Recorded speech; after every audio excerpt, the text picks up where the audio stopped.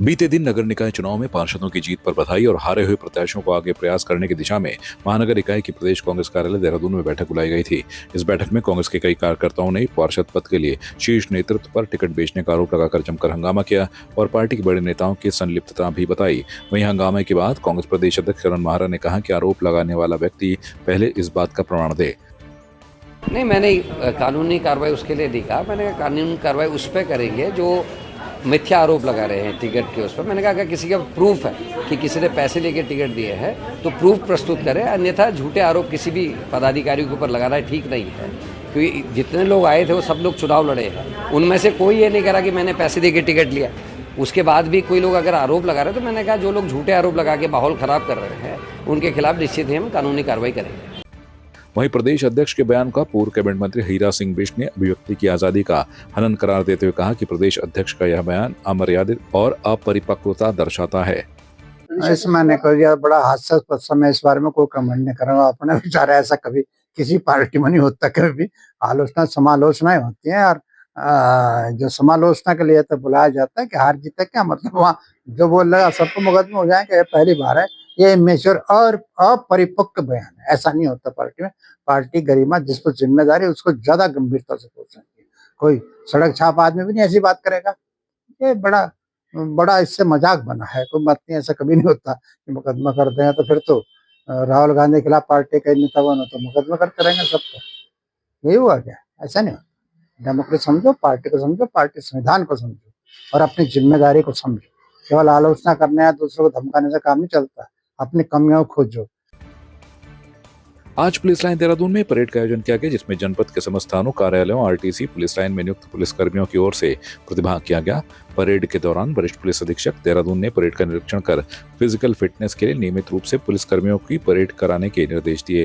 Parade के उपरांत SSP Dehradun की ओर से पुलिस लाइन में नियुक्त उन सभी पुलिसकर्मियों जो लंबे समय से अस्वस्थ चल रहे हैं, उनसे मुलाकात कर उनके स्वास्थ्य की जानकारी ली और उनके शीघ्र स्वास्थ्य होने की कामना करते हुए उन्हें हर संभव सहायता देने का आश्वासन देते हुए संबंध में उपस्थित अधिकारियों को आवश्यक दिशा निर्देश दिए।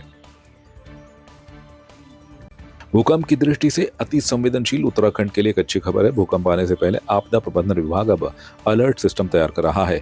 इसके लिए सभी को भूदेव ऐप डाउनलोड करना होगा। आपदा प्रबंधन सचिव विनोद कुमार सुमन ने बताया कि राज्य की संवेदनशीलता को देखते हुए विभाग की ओर से अर्ली वार्निंग सिस्टम तैयार किया गया है। यह सिस्टम IIT रुड़की के सहयोग से तैयार किया गया है।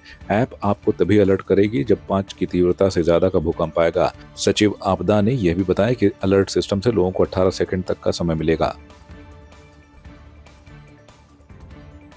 आप जानते हैं कि उत्तराखंड जो है भूकंप की दृष्टि से बहुत ही संवेदनशील राज्य है। हम जोन 4 और जोन 5 की श्रेणी में आते हैं भूकंप की दृष्टि से, संवेदनशीलता की दृष्टि से। ऐसे में बहुत अधिक अलर्ट रहने की आवश्यकता है। छोटे छोटे भूकंप आने से, अभी हमने वाडिया से रिपोर्ट रिक्वेस्ट किया था, उनकी रिपोर्ट आई है। उनका भी कहना है कि छोटे छोटे भूकंप से बहुत चिंतित होने की आवश्यकता नहीं है। लेकिन चूंकि हम ऐसे संवेदनशील राज्य हैं कि हमें हमेशा तैयार रहना पड़ेगा भूकंप के लिए, और इसके लिए उत्तराखंड एक अग्रणी राज्य है जिसने अपना अर्ली वार्निंग सिस्टम डेवलप किया है।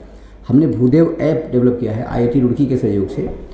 उसमें जब भी कभी 5 या उससे अधिक रिक्टर स्केल पे तीव्रता का भूकंप आएगा तो जिसके पास भी वह इंस्टॉल रहेगा उसको तत्काल एक अजीब सी एक आवाज़ आएगी। आप अपना आवाज़ ट्यून इस तरह सेट किए रहेंगे, वो आवाज़ को पहचान जाएंगे कि ये आवाज़ वही आवाज़ है और आप अलर्ट हो जाएंगे। उसमें दूरी के ऊपर डिपेंड करता है। कम दूरी, अगर जो उसका भूकंप की तीव्रता का केंद्र है अगर वो कम दूरी पे है तो आपको समय कम मिलेगा, अगर दूरी थोड़ा ज़्यादा है तो समय ज़्यादा मिलेगा। हमें 2 सेकंड 3 सेकंड से लेकर 18 सेकंड तक का समय मिलता है और 18 सेकंड जीवन बचाने के लिए बहुत होता है। आप जैसे यहाँ पे बैठे हुए हैं, आप मेज़ के नीचे आ जाएं, कहीं पिलर है वहाँ खड़े हो जाएं, बाहर निकल जाएं, इस तरह से बहुत सारी चीज़ें हम लोग उसमें बता रहे हैं। उसके लिए हम लोगों ने बैठक भी रिक्वेस्ट किया है चीफ सेक्रेटरी मैडम से। आज बैठक भी हमारी है और इसके बाद हम एक अभियान चला रहे हैं भूदेव ऐप को डाउनलोड कराने के लिए। तो जिनके पास भी भूदेव ऐप होगा वो बहुत सारा चांसेज है कि वो अपने आप को बचा सकेंगे भूकंप से खतरे से। कब तक की भूदेव ऐप बनकर तैयार हो जाएगी? भूदेव ऐप बनकर तैयार है। हमारा थोड़ा सा इशू गूगल के लेवल पे आया है, थोड़ा सा वो अपडेट करने में दिक्कत आ रही है। अभी जो जिनके पुराने मॉडल के फ़ोन है उसमें तो इंस्टॉल हो रहा है, नए वाले में नहीं हो रहा है। गूगल से हमारी टीम की बात चल रही है और बहुत जल्दी हम उसको रेडी कर लेंगे और उसके बाद हम एक अभियान के रूप में शुरू कराएंगे। हमारा प्रयास होगा कि राज्य में अधिकांश लोगों के पास भूदेव ऐप डाउनलोड रहे और वो काम करता है कि हमारे बहुत सारे सेंसर लगाए गए हैं पूरे राज्य में और सेंसर जहाँ फाल्ट लाइन गुजरती है, जहाँ भूकंप की संभावना है वहाँ सेंसर लगे हैं। जब भी कोई हलचल होती है तो भूकंप में 2 तरह की रेज निकलती हैं। जब कोई भूकंप आता है एक प्राइमरी रेज होती हैं, एक सेकेंडरी रेज होती हैं।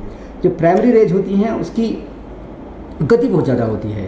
तो जैसे भूकंप मान लीजिए कि किसी एक पर्टिकुलर पॉइंट पे आया, यहाँ पे भूकंप आया और यहाँ से यहाँ आने में दूसरी जो प्राइमरी वेव है उसको मान लीजिए 10 सेकंड लगे, तो 10 सेकंड में हमको आभास हो जाएगा यहाँ कि आ गई, हमारा सायरन बज जाएगा, हम अलर्ट हो जाएंगे। दूसरी वेव जो विध्वंसकारी होती है, जो नुकसानदायक होती है, वो थोड़ा स्पीड कम होती है उसकी, वो पहुँची मान लीजिए 20 सेकंड में पहुँची, तो 10 सेकंड का पूरा मार्जिन आपके पास है। उस 10 सेकंड में अपने आप को बचा सकते हैं। हम जहाँ भी हैं सेव कर सकते हैं। अब सब तो सेव नहीं कर सकते, लेकिन मैक्सिमम लोग सेव हो सकते हैं। कोई बहुत बड़ा ऊंची मंजिल पे ऊंची बिल्डिंग में है वो तो नहीं कर सकता, लेकिन मैक्सिमम लोग जो बाकी जगह हैं वो अपने आप को सेव कर सकते हैं, बच सकते हैं। इस तरह से काम करता है। आपकी इस पर क्या राय है, हमें कमेंट कर जरूर बताएं। इसके साथ ही आप हमारे YouTube चैनल को सब्सक्राइब कीजिए। आप हमें Facebook, Instagram, Twitter पर फॉलो भी कर सकते हैं और संवाद 365 के साथ एक क्लिक में जुड़ने के लिए डाउनलोड कीजिए संवाद 365 ऐप।